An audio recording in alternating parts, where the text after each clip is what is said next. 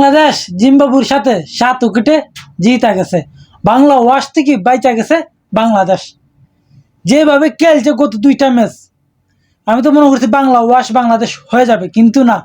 আজকে ওপেনিং জুটি 151 রান কইরা বাংলা ওয়াশ থেকে বাইচা গেছে বাংলাদেশ ক্রিকেট টিম। কিন্তু সবচেয়ে বড় আফসোস লাগতেছে তানজিদ তামিমের জন্য। সে 94 রান করছে, 16 রানের লিগে তার 100টা রয়েছে না। যদি 100টা হইতো তাহলে আরও ভালো লাগতো। কিন্তু আজকের ম্যাচ জিততে আর কী হবে? সিরিজ তো অলরেডি আমরা লস করে পালাইছি।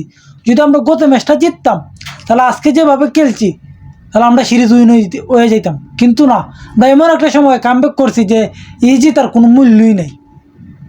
কিন্তু মূল্য একটা জায়গাতে আছে, যে বাংলা ওয়াশ বাংলাদেশ হয়েছে না এই জায়গাতে।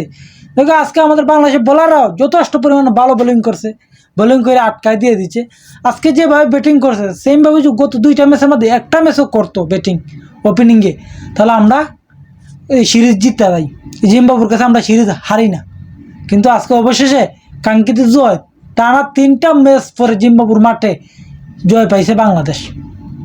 কিন্তু তামিমের লিগ সবচেয়ে বেশি খারাপ লাগে, সে 100টা পাইছে না, 94 করে গেছে। এদিকে আবার সৌম্য সরকার, সে 69 রান করে গেছে। আমি তো ভাবছি দুজনে মনে করো 10 উইকেটে জিতাই দিয়ে দেবে বাংলাদেশকে, এমন অবস্থা সেরেছে। কিন্তু না, যখন সৌম্য সরকার আউট হয়ে গেছে, নাজমুল হাসান শান্ত আইছে, এরপরে আমি ভাবছি যে তানজিদ তামিম 100টা হয়ে যাবে। কিন্তু না, 100টা রয়েছে না, 94 রানে খেলা আউট হয়েছে। আবার তাহুদ্দিন যাইছে, ডাব্বা মাইরা গেছে কি ডাব্বা। কিন্তু আজকে বোলারদের মধ্যে বাংলাদেশের শরীফুল ইসলামে 4 উইকেট নিচ্ছে। শরীফুলে অসাধারণ বোলিং। তাসকিনে 2 উইকেট, তাম্বিরে 2 উইকেট, আর 1 উইকেট সাইফুদ্দিনে। মানে বলে আমাদের যথেষ্ট পরিমাণে ভালো। প্রত্যেকটা ম্যাচে আমাদের বোলিংটা লইয়া কোনো কথা কওয়া যাবে না, কিন্তু আমাদের ব্যাটিং আরও ভালো করতে হবে। এই 1 ম্যাচ দেওয়া হবে না। এই 1 ম্যাচ কোনো মতো লাগিয়ে গেছে, আল্লাহ জানে কীভাবে এই 1 ম্যাচ খেলছে আর 1 ম্যাচ জিততে গেছে, সেটা কিন্তু আল্লাহ জানে। আর বাংলা ওয়াশ থেকে বাংলাদেশকে বাঁচাই দিয়ে দিচ্ছে।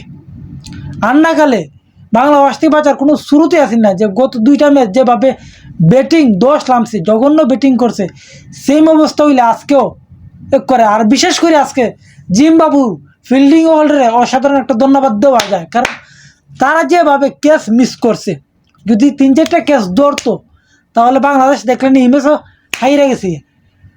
কিন্তু ওই কয়েকটা ফিল্ডিং মিস করার কারণে ইজি ক্যাচ সাইরা দিয়া বাংলাদেশকে জিতাই দিয়ে দিচ্ছে জিম্বাবু।